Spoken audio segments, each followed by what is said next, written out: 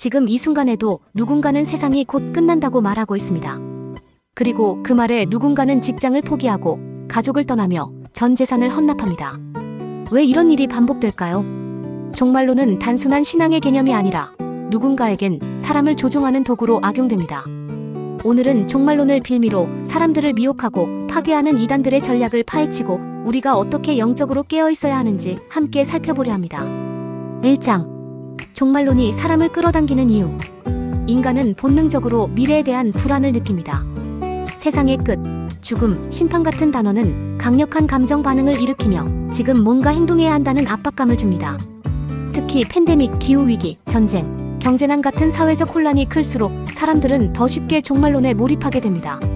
이런 상황은 이단들에게는 기회가 됩니다. 그들은 이 불안을 파고들어 우리가 해답을 안다, 우리만이 구원의 길을 제시할 수 있다고 주장합니다. 그 결과 정상적인 신앙을 가지려 했던 사람들이 거짓된 종말론에 사로잡히고 맙니다. 2장. 종말론을 악용하는 이단들의 특징. 첫째, 공포를 조장합니다.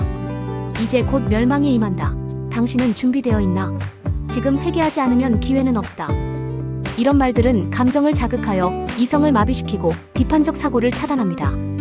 그들은 종말 날짜를 특정하거나 재난을 하나님의 심판으로 왜곡하여 위기의식을 부추깁니다.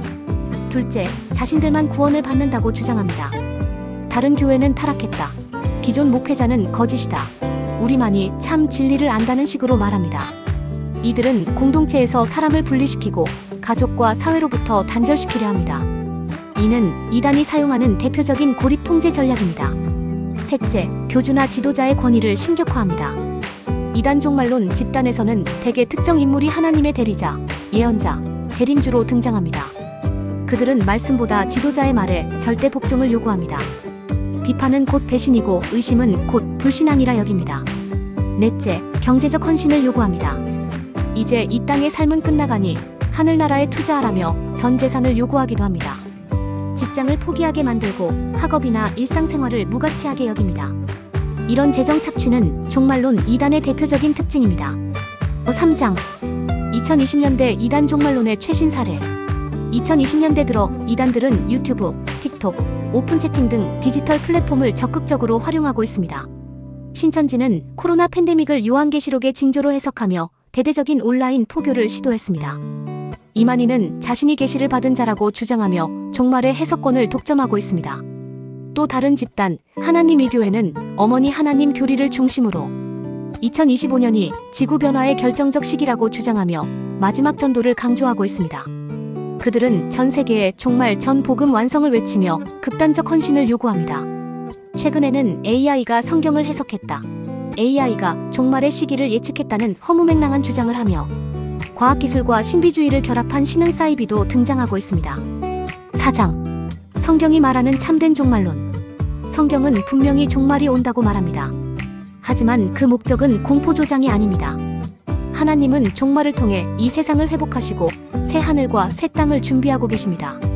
요한계시록은 단순한 멸망의 예언이 아니라 하나님의 정의와 구원의 완성을 보여줍니다. 성경은 또한 분명히 말합니다. 그날과 그때는 아무도 모르나니 마태복음 24장 36절. 즉, 특정 날짜나 사건을 예언하는 자는 성경적이지 않습니다. 종말을 준비하는 가장 바른 자세는 지금을 충실히 사는 것입니다. 오늘 하루를 신실하게, 이웃을 사랑하며 하나님과 동행하며 살아가는 것, 그것이 바로 깨어있는 삶이며 진짜 종말 신앙입니다. 5장. 이단 종말론에 속지 않기 위한 실제 대처법. 성경을 직접 읽고 묵상하는 습관을 가지십시오. 이단은 성경의 맥락을 왜곡합니다. 의심스러운 유튜브 영상, 카카오톡 메시지, 오픈 채팅방에 무분별하게 들어가지 마십시오. 자신의 교회나 가족을 떠나라고 요구하는 집단은 무조건 거부하십시오. 돈과 재산, 시간을 강요하거나 직장을 포기하라고 하면 그 즉시 관계를 끊으십시오. 정통 교단에 검증된 성경 공부에 참여하면서 공동체 안에서 신앙을 유지하십시오. 종말은 두려움의 대상이 아니라 하나님의 정의와 사랑이 완성되는 시간입니다. 거짓 종말론에 속아 인생을 망치는 일이 없도록 우리는 영적으로 깨어 있어야 합니다. 진리는 언제나 말씀 안에 있습니다. 그 어떤 시대에도 하나님의 말씀은 흔들리지 않는 기준입니다. 여러분의 신앙이 거짓에 흔들리지 않고 끝까지 진리 위에 서 있기를 기도합니다. 우리 모두 종말이 아닌 소망의 완성을 바라보며 살아갑시다.